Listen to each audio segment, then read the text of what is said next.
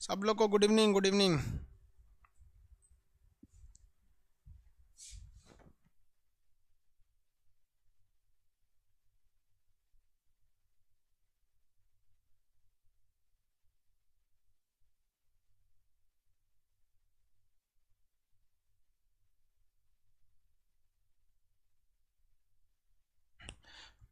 सब लोग आ गए ना?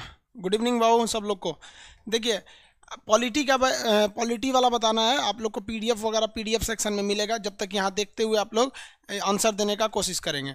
देखिए, पहला नंबर क्वेश्चन कर रहा है भारतीय संविधान किसके द्वारा बनाया गया था। तो क्वेश्चन इसमें दो चीज पूछता है, भारतीय संविधान का स्रोत क्या है और भारतीय संविधान बनाया किसके गया था। तो भारतीय संविधान का स्रोत है, जो ओरिजिन है भारतीय संविधान का, कॉन्स्टिट्यूशन का, वो भारत के लोग हैं। इसलिए प्रियम्बर में लिखा हुआ है we the people of India, हम भारत के लोग। तो याद रखिएगा, जब कहेगा संविधान का स्रोत क्या है तो भारत की जनता। लेकिन यह संविधान किसके सिफारिश पर बनाया गया था? तो कैबिनेट मिशन के द्वारा आया था। कैबिनेट मिशन मार्च 1946 में आया था और इसके द्वारा संविधान सभा का गठन किया गया था। तो बताइए, तो इसमें क्या होगा? योजना आयोग नहीं है भाई, संविधान निर्मात्री समिति, इसी को, यही कैबिनेट मिशन था। संविधान निर्मात्री समिति कहिए या फिर इसे कहिए कैबिनेट समिति, कैबिनेट मिशन। कैबिनेट मिशन कब आया था? मार्च 1946 में आया था। इसी के द्वारा संविधान सभा का गठन किया गया और फाइनली संविधान का निर्माण प्रारंभ हुआ था। ऑप्शन नंबर कौन सा होगा? बी। अगला कह रहा है भारतीय संविधान को अलंकृत किया गया था। मतलब अलंकृत मतलब बना के कंप्लीट कर देना। अलंकृत कब किया गया था? तो आप अपना प्रियम्बल पढ़ेंगे, संविधान का प्रस्तावना, तो उसमें पढ़ेंगे कि मिति मार्ग शीर्ष शुक्ल सप्तमी संवत 2006 विक्रमी को, यानी 26 नवंबर 1949, उसी को कहते हैं 26 नवंबर 1949 कहिए, या फिर उसको हिंदी में कहेंगे तो मिति मार्ग शीर्ष शुक्ल सप्तमी संवत 2006 विक्रमी को एतद द्वारा, मतलब सबके द्वारा मिलकर इस संविधान को अलंकृत यानी बनाते हैं, अधिनियमित मतलब मानते हैं, तथा आत्मार्पित अपने लिए लागू कर देते हैं। तो ये कब लागू हुआ था? 26 नवंबर 1949 को लागू हुआ था। इसीलिए 26 नवंबर के दिन को संविधान दिवस के रूप में मनाया जाता है। ऑप्शन नंबर कौन सा होगा इसमें? सी हो गया। अगला, एकात्मक सरकार कह रहा है कि एकात्मक सरकार में समस्त शक्तियां किसके पास होती है? केंद्र सरकार के पास। दो तरह की शक्तियां होती हैं, एक होता है एकात्मक। एकात्मक तो बता ही दिए, सारा का सारा शक्ति किसके पास होता है? केंद्र सरकार के पास, जैसे ब्रिटेन है, यूके।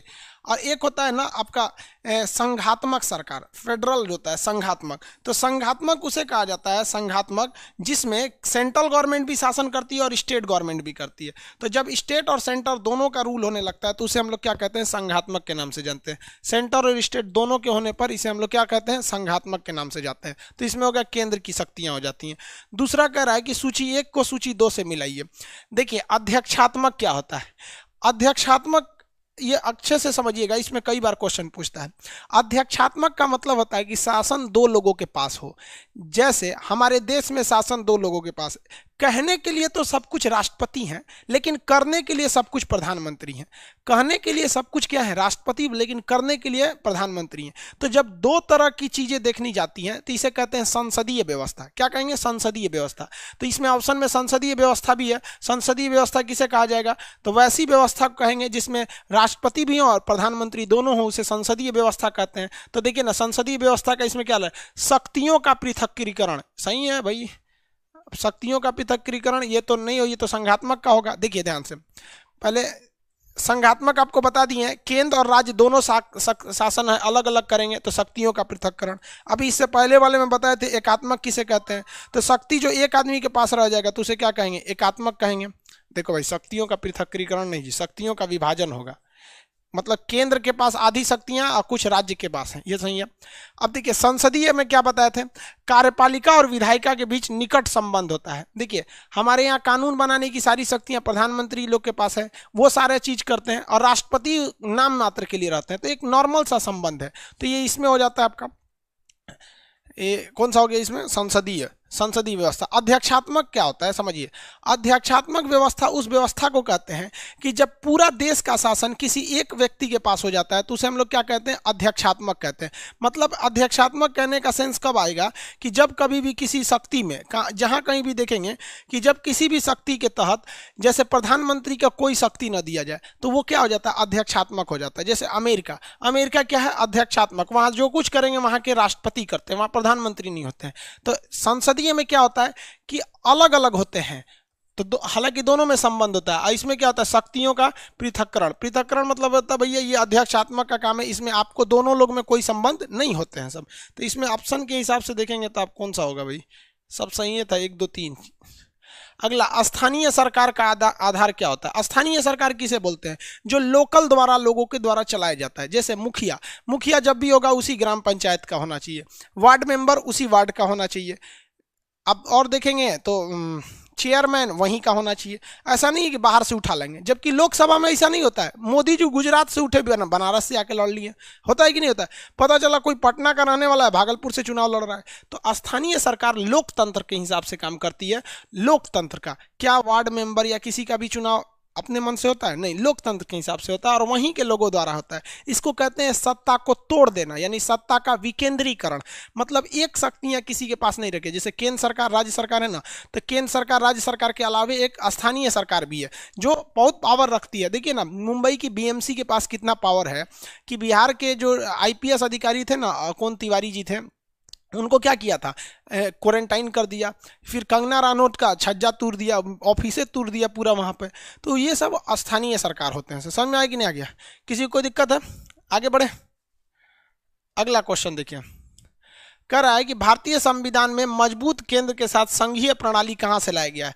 संघीय प्रणाली का मतलब होता है केंद्र सरकार अपना शासन अलग करे और राज्य सरकार अपना शासन अलग करे। इसे हम कहते हैं संघीय व्यवस्था। जबकि एकात्मक व्यवस्था तो ब्रिटेन में है, राज्य को कोई शक्ति ही नहीं है। जैसे हमारे देश में एकात्मक सरकार कहाँ देखा जाता है? तो जहां जहां केंद्र शासित प्रदेश है ना, वहां एकात्मक सरकार होता है। वहां की सरकार ज्यादा कुछ कर ही नहीं पाती है। तो इसमें कहाँ से लाया गया? तो कनाडा से लाया गया। संघीय व्यवस्था कहाँ से लाया गया है? कनाडा के संविधान से लाया गया।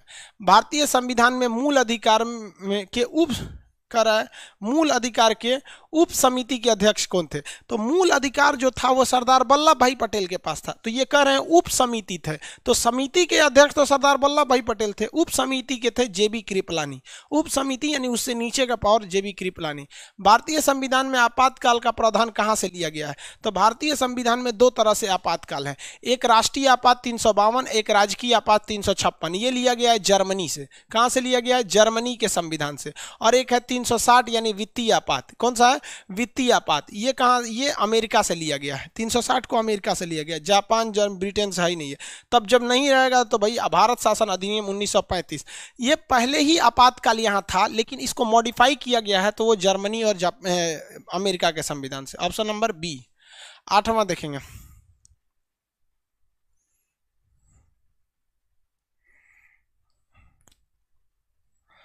9 नंबर, निम्नलिखित में से किसे संविधान की आत्मा कहा जाता है? संविधान की आत्मा किसे कहा जाता है? तो यहाँ कंफ्यूज हो जाएंगे। अगर कहेगा किस अनुच्छेद को कहते हैं, तो अनुच्छेद 32 को संविधान की आत्मा कहते हैं। यहाँ अनुच्छेद ही नहीं है, तो कई लड़का मूल अधिकार मार देता है। भाई मूल अधिकार में तो अनुच्छेद 12 से 35 आता है, तो 12 से 35 में केवल यही वाला ना आपकी संविधान की आत्मा है, तो बाकी को क्यों घसीट के ले आते हैं? ऐसा नहीं ना होगा भाई। जो है भाई, आप कहेंगे खान सर कौन है, तो भाई आप हम ही को ना खान सर बोलते हैं। हमें पूरे परिवार को आप कहिएगा कि सर यही है, पूरा परिवार नहीं आएगा, इसलिए ये नहीं आएगा। तो जब कभी भी अनुच्छेद 32 नहीं रहे, तब मूल कर्तव्य नहीं, प्रस्तावना नहीं है जी, ये रहा प्रस्तावना। प्रस्तावना को हम लोग क्या कहेंगे? संविधान की आत्मा कहते हैं। ये एक कंडीशन है। कैसा कंडीशन? कि जब कभी भी मतलब संविधान की आत्मा कहेगा और ऑप्शन में आपका क्या नहीं है, अनुच्छेद 32 नहीं है, तब आपको क्या कहेंगे? प्रस्तावना को कहेंगे। कहेगा संविधान का रीढ़ किसे कहा जाता है? तो अनुच्छेद 19 को संविधान का रीढ़ कहा जाता है। संविधान का रीढ़। आगे बढ़े, अगला क्वेश्चन कह रहा है कि भारत के संविधान में प्रस्तावना कितनी बार संशोधन हुआ है? हमारे संविधान में प्रस्तावना में मात्र 42वां संशोधन हुआ है 1976 में। इसके द्वारा 3 शब्द जोड़े गए थे। एक क्या जोड़ा गया था? एकता, अखंड, समाजवादी, पंथ निरपेक्ष, एकता और अखंडता। पहला शब्द था समाजवादी, यानी समाज का ध्यान रखना है, समाजवादी शब्द को जोड़ा गया था। दूसरा जो था वो था समाजवादी, पंथ निरपेक्ष मतलब सरकार जो है धार्मिक चीज़ों में भाग नहीं लेगी। और उस तीसरा एकता अखंडता। एकता अखंडता एक ही में है। एकता और अखंडता। एकता का मतलब होता है हम मिलजुल के रहेंगे। अब मिलजुल के नहीं भी रहते हो ना तो कम से कम देश को मत तोड़ो। तो एकता बना के रखना, नहीं रहता तो तोड़ना नहीं है यहाँ पर। तो एक ही बार आज तक संशोधन हुआ है, एक बार में। कौन सा संशोधन था? 42वां संविधान संशोधन 1976। 42वां संविधान संशोधन 1976। 11 नंबर, निम्नलिखित में से किसने संविधान सभा के समक्ष प्रस्तावना को पेश किया था? जवाहरलाल नेहरू ने। जवाहरलाल नेहरू ने प्रस्तावना को पेश किया था, भारतीय संविधान के प्रस्तावना को। अगला क्वेश्चन 12 नंबर देखिए, भारत में संघ राज्य की संख्या कितनी है? तो भारत में कुल 8 केंद्र शासित प्रदेश हैं। कितने हैं? 8 केंद्र शासित प्रदेश। आप इनको गिनेंगे अभी के हिसाब से तो आप देखिए,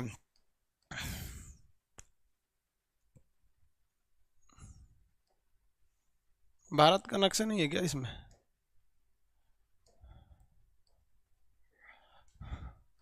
देखिए, पहला केंद्र शासित प्रदेश तो आपको यहीं पे मिल जाएगा, 2 ठो, जम्मू कश्मीर। जम्मू कश्मीर एक ठो मिल गया, और एक क्या मिल जाएगा? लद्दाख, यहां मिल गया। उसके नीचे उतरेंगे चंडीगढ़ और दिल्ली, पहला, दूसरा, तीसरा। एक हो गया चंडीगढ़, चंडीगढ़, दूसरा हो गया दिल्ली, चौथा हो गया दिल्ली, हो गया 4, हो गया 5, 6। अब नीचे आएंगे यहाँ पर, पहले ना दमन दीप और दादरा नागर हवेली अलग अलग थे, लेकिन अभी क्या है कि दमन दीप और दादरा नागर हवेली एक में है। दमन दीप एंड दादरा नागर हवेली, ये दोनों को एक में मिला दिया गया, तो ये 2 ठो घट के एक हो गए सब।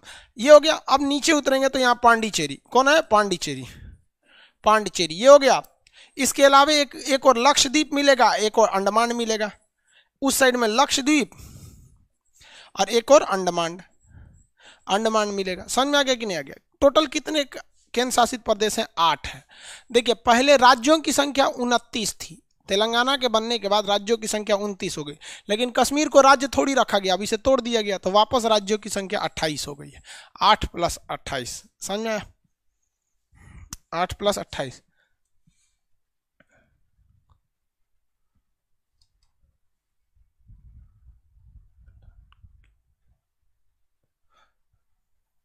आगे देखिए, लैंग्वेज की बहुत प्रॉब्लम होती है।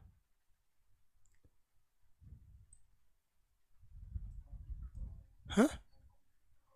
ऐप का अपडेट जल्दी ला रहे हैं यार, अपडेट बोल दिए हैं, गूगल के पास है, गूगला जल्दी करता नहीं है किसी चीज़ को। देखिए ध्यान से, ये समझ में आ गया? ऐप का प्रॉब्लम जानते हो, अपडेट ऐप का है, अपडेट दे दिए, गूगला ससुरा कर नहीं रहा है वहाँ पे। गूगला इंडिया में रहता ही नहीं, रहता तो करा देते। समझ में आ गया? हाँ, कैलिफोर्निया में है गूगला, गूगला इंडिया में है ये नहीं। आप फोन नंबर भी नहीं दिया, मेल करिए, पता नहीं चलता ओकरा मेल मिला कि नहीं मिला।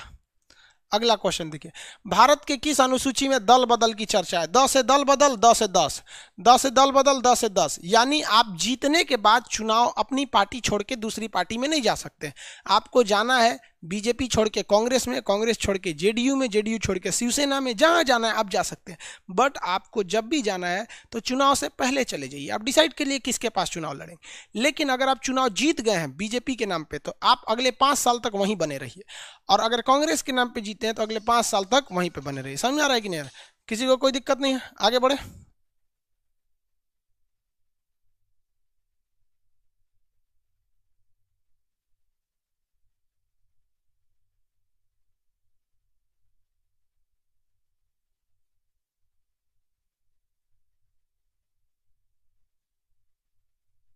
समझ में आया कि नहीं आ गया? तो दल बदल की चर्चा किस में है भाई? दल बदल की चर्चा आपके अनुसूची 10 में है यहाँ पे। आगे देखिए, अनुसूची 10 समझ में आ गया आपको? 1 मिनट बहुत, थोड़ा सा लाइन पर है।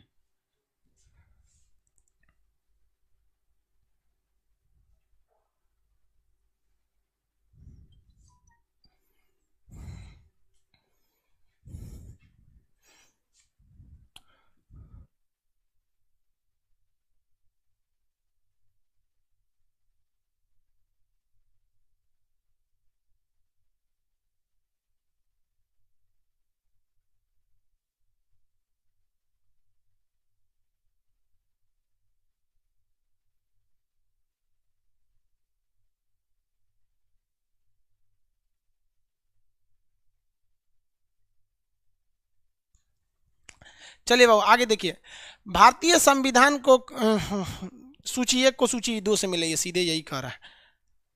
कह रहा है कि भाग 4 का क मूल कर्तव्य होगा, भाग 4 का क मूल कर्तव्य, भाग ये कितना है जी 5 3 8, भाग 8 किस चीज से संबंधित है, संघ राज्य यूनियन टेरिटरी से, संघ राज्य से।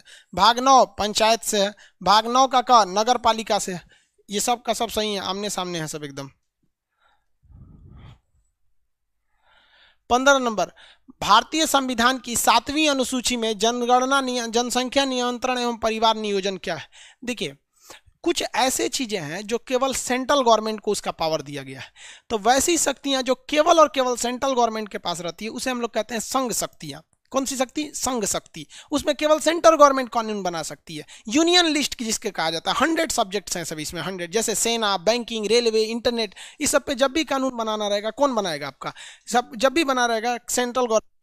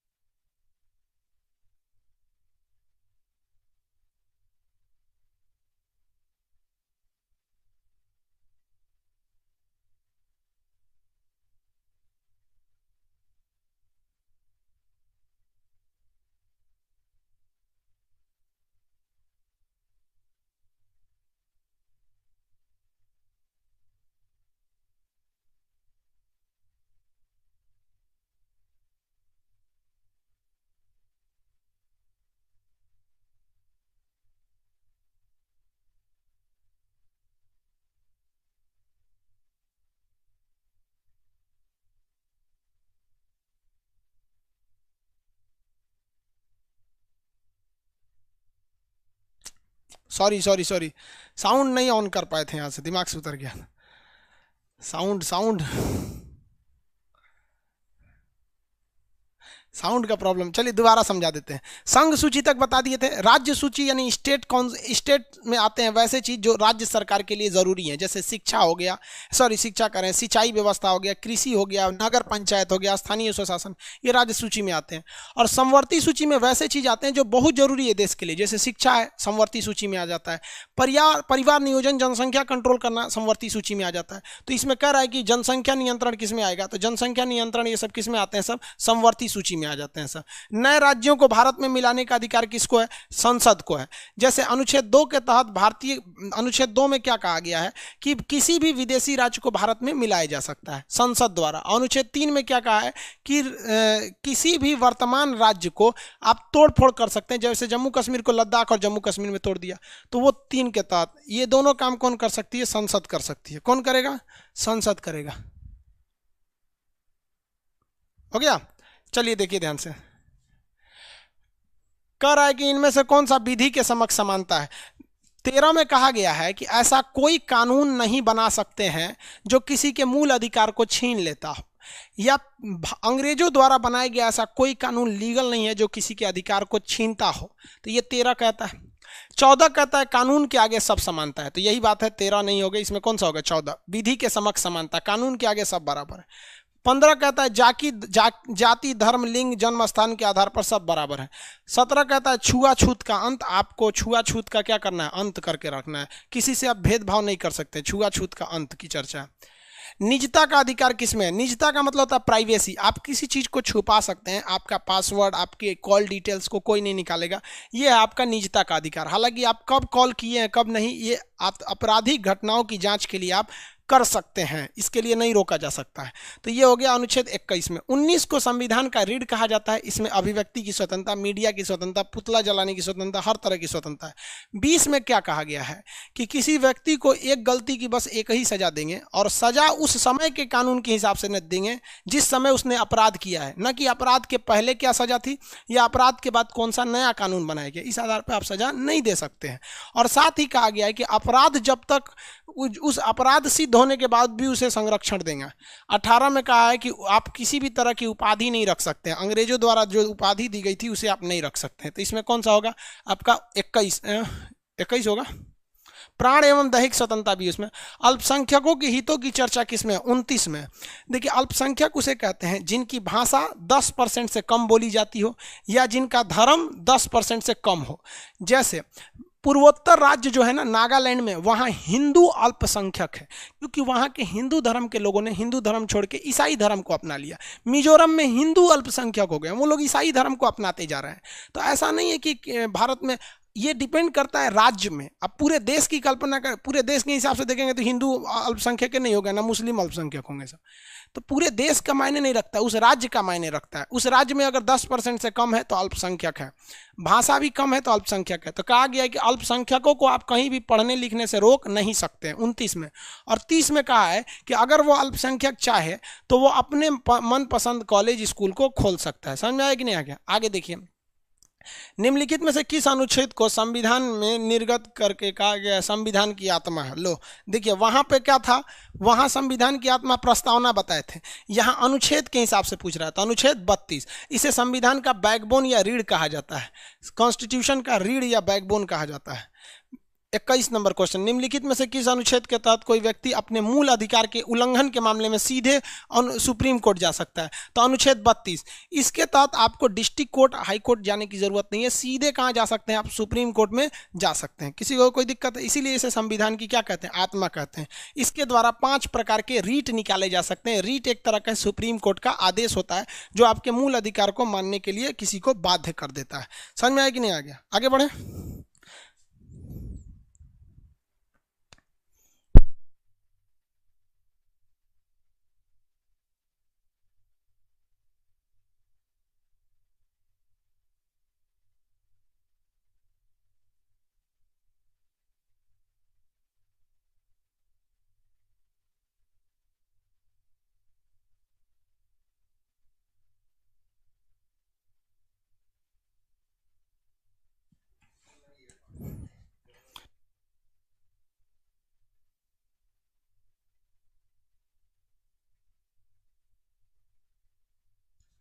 चलिए ध्यान देते हैं, मूल अधिकार का संरक्षक किसे कहा जाता है? तो भैया मूल अधिकार का संरक्षक जो होते हैं ना, वो सुप्रीम कोर्ट भी होता है और हाई कोर्ट भी होता है। अगर आपसे कोई मूल अधिकार छीना तो सीधे सुप्रीम कोर्ट चले जाइए अनुच्छेद 32 का प्रयोग करके, लेकिन सुप्रीम कोर्ट तो दूर पड़ता है, दिल्ली है, कोई केरला से दिल्ली कैसे जाएगा? तो कहा गया कि तब आप काम करिए, आप हाई कोर्ट जा सकते हैं 226 का प्रयोग करके, तो दोनों हो जाएगा। सुप्रीम उच्चतम न्यायालय और उच्च न्यायालय यानी हाई कोर्ट, और सर्वोच्च न्यायालय यानी सुप्रीम कोर्ट, दोनों हो सकते हैं आपके मूल अधिकार के रक्षक। अगला, भारत मूल कर्तव्य कब जोड़ा गया था? आपको पता है मूल कर्तव्य को 42वां संविधान संशोधन के द्वारा जोड़ा गया था। 42वां संविधान संशोधन स्वर्ण सिंह समिति के सिफारिश पर जोड़ा गया था। सबसे पहले मूल कर्तव्य जापान ने बनाया था, हालांकि भारत में मूल कर्तव्य को लागू किया गया था रूस के हिसाब से। मूल कर्तव्य को स्वर्ण सिंह समिति के सिफारिश द्वारा जोड़ा गया, लेकिन बर्मा कमेटी की सिफारिश द्वारा इसे लागू किया गया था। मूल अधिकार निलंबित किए जा सकते हैं राष्ट्रपति द्वारा। कब? इमरजेंसी के समय, आपात के दौरान आपके मूल अधिकार को निलंबित किया जा सकता है। कब? राष्ट्रपति द्वारा कुछ समय के लिए, ताकि देश के लिए खतरा ना हो। निम्नलिखित में से किस संविधान संशोधन द्वारा संपत्ति के अधिकार को हटा दिया गया? 44वां संविधान संशोधन 1978 द्वारा संपत्ति के अधिकार को मूल अधिकार से हटा दिया गया। देखिए, मूल अधिकार उस अधिकार को कहते हैं जिसे ना हमसे पब्लिक छीन सकती है, ना ही हमसे सरकार छीन सकती है। लेकिन अगर हमारे पास कोई लीगल अधिकार है, यानी कानूनी अधिकार है, तो पब्लिक नहीं छीन सकती है, लेकिन उस अधिकार को कोई व्यक्ति हमसे छीन सकता है। इसलिए पब्लिक नहीं छीन सकती है, लेकिन सरकार छीन सकती है। इसलिए मूल अधिकार को हटा दिया गया। अब हमारी जमीन को हम नहीं हड़प सकते हैं, लेकिन सरकार को मन करेगा वहां पर रेलवे स्टेशन बनाने के ताब से आपकी जमीन ले लेगी। अगला, शिक्षा का अधिकार अधिनियम कब लागू हुआ था? तो देखिए, शिक्षा का अधिकार अधिनियम तो बहुत पहले 86वां संविधान संशोधन द्वारा ही लागू हो गया, लेकिन यह मिलना चालू हुआ था 1 अप्रैल 2010 से। 1 अप्रैल किधर है? ये है 20, 1 अप्रैल 2010 से। लेकिन संशोधन कहेगा तो 46वां संशोधन 2002 से। लेकिन उस समय पैसा ही नहीं था, सरकार ने 2010 से इसके देना चालू किया था। खिचड़ी वगैरह सब स्कूल में देना चालू किया, फ्री में शिक्षा। अगला, भारत के संविधान का कौन सा अनुच्छेद भारत के कल्याणकारी राज्य की घोषणा करता है? कल्याणकारी राज्य की घोषणा की चर्चा नहीं आपके किसमें है? देखिए, इसमें तो कहीं नहीं दिया है। एक्चुअली कल्याणकारी राज्य की घोषणा 38 में है। आप इसको समझ जाएंगे, 39 में नहीं है, 38 में है कि सरकार का काम होगा कि जनता का क्या करे? भलाई करे, जनता के लिए क्या करे? कल्याण का काम करे। कल्याण मतलब समझते हैं, भलाई का काम करे। 38 में होगा, 39 नहीं है इसमें। भारतीय संविधान का कौन सा अनुच्छेद पंचायती राज का संदर्भित करता है? भारत ने अनुच्छेद में पंचायती राज की चर्चा 40 में है। 36 में है राज्य की परिभाषा। 39 में कहा गया है कि स्त्री पुरुष को समान काम के लिए समान वेतन देंगे। इसमें कहा गया है कि कृषि और पशुपालन को बढ़ावा देंगे, और आप दुधारू जानवरों की हत्या पर क्या लगाएंगे? प्रतिबंध लगाएंगे। अगला, इनमें से कौन सा संविधान का अनुच्छेद कहता है नागरिकों के लिए एक समान सिविल संहिता? समान सिविल संहिता 44 में है। देखिए, अपराध कर दीजिएगा तो उसे कहते हैं दंड संहिता। ये हिंदू और मुस्लिम दोनों पे सेम लागू होते हैं, और मुस्लिम इसे अपने अच्छे से स्वीकार कर लेते हैं कि भैया हमारे लिए यह दंड संहिता है। मुस्लिम तभी नहीं कहते हैं कि हमारे लिए अलग कानून है, हम अगर गलती करें तो सर काट दो, चोरी करे तो हाथ काट दो, ये सब नहीं है। वो भारत के कानून को मानते हैं। लेकिन जब विवाह के लिए नियम आता है तो उसे कहते हैं सिविल संहिता, तो इसको मुस्लिम नहीं मानते हैं।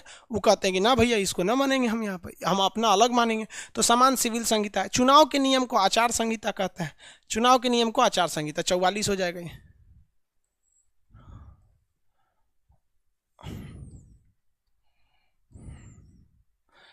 देखिए अगला क्वेश्चन क्या कर रहा है, कितना ऊपर है भाई। 30 नंबर, निम्नलिखित में से कौन सा अनुच्छेद 38 के क में पर्यावरण, वन तथा वन्य जीवों के संरक्षण हेतु जीवों के संदर्भित करता है? तो ये क्या चीज है भैया? अनुच्छेद 48 का क। तो 48 का क यानी ये 36 से 51 के बीच आता है, जिसे हम कहते हैं भाग 4। भाग 4 जो है किसी भी राज्य को आदेश देता है, जिसे हम राज्य के नीति निदेशक तक principle directive principles of state कहते हैं। तो ये नागरिकों का मूल अधिकार नहीं है, राज्य के नीति निदेशक तत्व है, राज्य का नीति निदेशक तत्व। Option number D.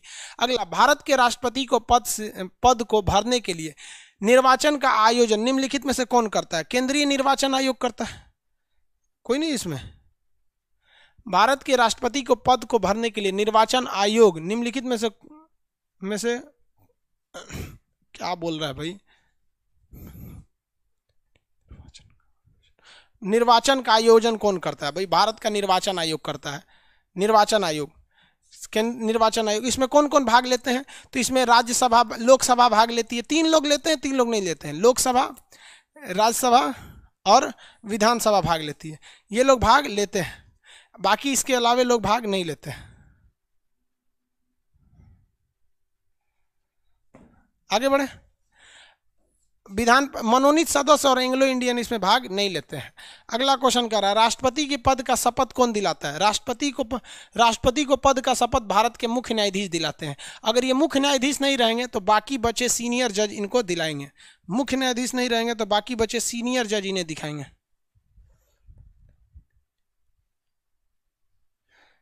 अननोन आदमी कह रहे हैं सर मैं लाइन नहीं देख पा रहा हूं। अगला कह रहे सर कार्यवाहक राष्ट्रपति पर महाभियोग लाया जा सकता है? नहीं। कितना दिन के लिए रहबे करते हैं। आगे देखिए, गड़बड़ करेगा तो उसको भी हटा देंगे सर। पर मैं लाइव नहीं देख पा रहा हूं, इसलिए सारा वीडियो कब तक रहेगा? कोई दिक्कत नहीं, आपका 1 महीना तक रहेगा वीडियो। राष्ट्रपति का अध्यादेश लागू रहता है 6 महीने तक। राष्ट्रपति का अध्यादेश कितने महीने तक लागू रह सकता है? 6 महीने तक। इसकी चर्चा किस आर्टिकल में? 123 में।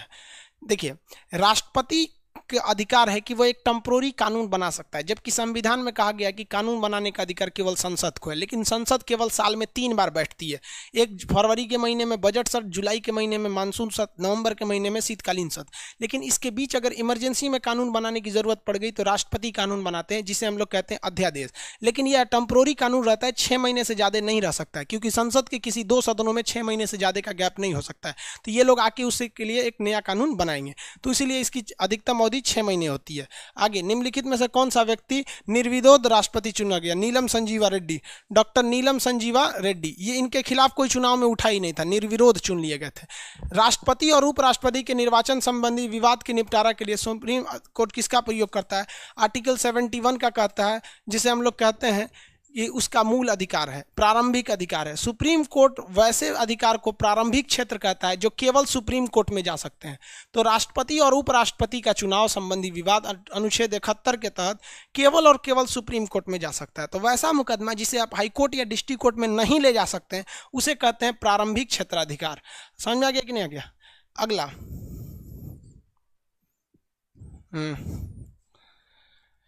भारत का उपराष्ट्रपति निर्वाचित होता है संसद के सदस्यों द्वारा? नहीं भाई, संसद के सभी सदस्य भाग लेते हैं। संसद के सभी सदस्य, देखिए इसमें उपराष्ट्रपति है ना, उपराष्ट्रपति, तो लोकसभा और राज्यसभा के सभी सदस्य भाग लेते हैं। राज्यसभा के 12 मनोनीत और लोकसभा के 2 एंग्लो इंडियन, ये भी इसमें भाग लेते हैं। तो संसद के सभी सदस्य द्वारा। अगर संसद के निर्वाचित सदस्य नहीं, ये तो राष्ट्रपति में केवल निर्वाचित भाग लेते हैं। ऑप्शन नंबर इसमें होगा ए। प्रधानमंत्री का निर्वाचन निम्नलिखित में से किस पद्धति द्वारा होता है? भाई, प्रधानमंत्री जी जो होते हैं इनकी नियुक्ति होती है। प्रधानमंत्री के क्या होते हैं? नियुक्ति। लोकसभा में जो जिसके पास, लोकसभा में 545 सीट है, इसमें जिसको 273 सीट मिल गया, यानी आधा मिल गया, 273, उस व्यक्ति की पार्टी, जिस पार्टी को ये मिला रहेगा, उसमें किसी एक नेता को राष्ट्रपति प्रधानमंत्री के रूप में नियुक्त कर देते हैं। मंत्रिपरिषद की अध्यक्षता कौन करता है? प्रधानमंत्री करते हैं। मंत्रिपरिषद क्या होता है? मंत्रियों का एक समूह होता है जिसमें सबसे बड़े मंत्री बैठते हैं, जिसका नाम होता है कैबिनेट मंत्री। ये हर डिपार्टमेंट के फैसले को खुद ही डिसीजन लेते हैं। तो उन सभी की अध्यक्षता कौन करते हैं? हमारे प्रधानमंत्री साहब करते हैं। अगला, भारतीय संविधान का अनुच्छेद 74-75 क्या है? मंत्रियों के बारे में कहा गया है। मंत्रिपरिषद 74 में कहा गया है कि राष्ट्रपति को सहायता एवं सलाह देने के लिए एक मंत्रिपरिषद होगा। राष्ट्रपति उसी मंत्रिपरिषद के सलाह पर काम करेंगे। मंत्रिपरिषद का आकार लोकसभा के कुल सीटों के 15% से ज़्यादा नहीं हो सकता है। मंत्रिपरिषद की अध्यक्षता प्रधानमंत्री करते हैं। प्रधानमंत्री की नियुक्ति 74 में। 75 में कहा गया अन्य मंत्रियों के बारे में कि प्रधानमंत्री की सलाह पर अन्य मंत्रियों की नियुक्ति, उनका विभाग, उन पर त्यागपत्र दिया जा सकता है। कोई भी व्यक्ति बिना संसद का सदस्य बने 6 महीने तक किसी भी मंत्री के पद पर रह सकता है। अगला, श्री नरेंद्र दामोदर दास मोदी चौथे नंबर पर, 14वें नंबर के। नरेंद्र दामोदर दास मोदी 14वें नंबर पर। नरेंद्र दामोदर दास मोदी 14वें।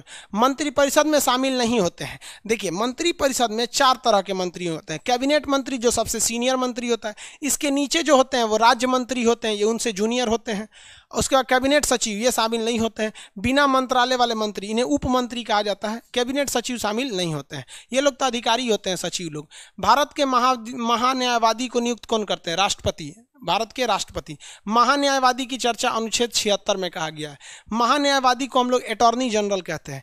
अटॉर्नी जनरल वही होता है जो केंद्र सरकार को हर कानूनी सहायता देता है। ये सुप्रीम कोर्ट का एक वकील होता है, बहुत बड़ा वकील होता है सुप्रीम कोर्ट का। अभी के वेणुगोपाल है। केंद्र सरकार को कोई भी कानून की जरूरत पड़ती है तो कौन आके बोलते हैं? महान्यायवादी बोलते हैं। भारत में नियंत्रक एवं महालेखा परीक्षक की कार्य अवधि कितनी होती है? नियंत्रक एक महालेखा परीक्षक 6 साल तक अपने काम पर रहेगा या 65 वर्ष की आयु तक। इसे हम लोग कैग कहते हैं, कंप्ट्रोलर एंड ऑडिटर जनरल। केंद्र सरकार और स्टेट गवर्नमेंट यानी सेंट्रल और स्टेट कितना साल भर में पैसा निकाले और कहां खर्च किए, उन सारी चीज़ों की जांच करता है सीएजी। यही घोटालों को पकड़ लेता है।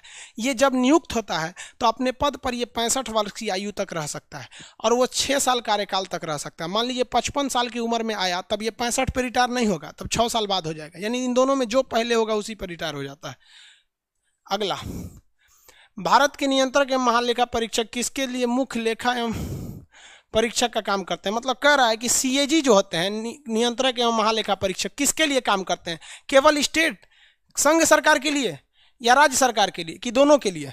संघ और राज्य दोनों के लिए काम करते हैं। सीएजी की चर्चा आर्टिकल 104 सीएजी की चर्चा 148 में है। ये सेंट्रल गवर्नमेंट के भी पैसे की देखरेख करते हैं और स्टेट गवर्नमेंट की। एक ही व्यक्ति होता है जो दोनों की पैसे की देखरेख करता है। अगला, कानून लागू करने का कार्य किसका है? कानून बनाने का काम है आपका विधायिका का। कानून बनाने का काम है विधायिका का। कानून लागू करने का अधिकार कार्यपालिका का है। किसका है? कार्यपालिका का। इसमें अधिकारी लोग आते हैं। और न्यायपालिका जो कानून न माने उसे सजा देने का काम करती है। तो कार्यपालिका एग्जीक्यूटिव का काम। इनमें से कौन सा भारत की कार्यपालिका का अध्यक्ष होता है? भारत की कार्यपालिका का अध्यक्ष राष्ट्रपति होते हैं, लेकिन ये केवल औपचारिक होते हैं, औपचारिक होते हैं। जबकि रियल में अगर देखेंगे तो वास्तविक रूप से कौन होते हैं? प्रधानमंत्री। तो वास्तविक प्रधानमंत्री नहीं, लेकिन फिर भी राष्ट्रपतियों को आदमी बोलता है। राष्ट्रपति किस क्षमादान शक्ति के तहत सजा की प्रकृति में परिवर्तन किए बिना मात्रा में परिवर्तन करते हैं? इसमें मतलब प्रविलंबन होता है। तो क्या होता है? परिहार। क्या होता है? परिहार। परिहार में क्या करते हैं ना, केवल टाइमिंग घटा देते हैं। क्या करते हैं? टाइमिंग को घटा देते हैं। परिहार में क्या करते हैं? टाइमिंग को घटा देते हैं। जैसे 10 साल की कठिन सजा को 5 साल की कठिन सजा में। और लघुकरण में क्या करते हैं? नेचर चेंज कर देते हैं। जैसे फांसी की सजा को उम्र कैद में बदल देंगे। तो इसमें तो कर रहा है प्राकृतिक में परिवर्तन किए बिना, नेचर नहीं चेंज करेंगे। नेचर चेंज करेंगे तो आपका लघुकरण होगा, टाइमिंग घटाएंगे तो परिहार होगा। विराम मतलब किसी कैदी का तबीयत खराब है तो उसको रोक लेंगे सजा को, उसे विराम कहते हैं। प्रविलंबन ये फांसी पर रोक लगाने के लिए किया जाता है। और क्षमा का मतलब हमेशा के लिए जाओ, एकदम कोई टेंशन नहीं, जाओ तुमको क्षमा हो गया। अगला, निम्नलिखित में से कौन सा भारत के राष्ट्रपति द्वारा नियुक्त नहीं किया जाता है? राष्ट्रपति द्वारा नियुक्त नहीं किया जाता है। सुप्रीम कोर्ट का न्यायाधीश राष्ट्रपति नियुक्त करते हैं। भारत का मुख्य न्यायाधीश वही करते हैं। भारत का महासचिव वही करते हैं। उपराष्ट्रपति नियुक्त नहीं होते, इनका चुनाव यानी निर्वाचन होता है। नियुक्त का मतलब होता है कि आपके अंदर एलिजिबिलिटी है, आपको हमने चुन दिया। लेकिन इसका मतलब क्या होता है भाई? निर्वाचन मतलब ये चुनाव कराएगा। ये हो गया। अगला, संसद में शामिल होते हैं। संसद में शामिल होते हैं तीनों, लोकसभा, राज्यसभा और राष्ट्रपति। संसद की चर्चा आर्टिकल 79 में है। संसद शब्द जो होता है पार्लियामेंट से बना है, जो फ्रेंच भाषा का शब्द है।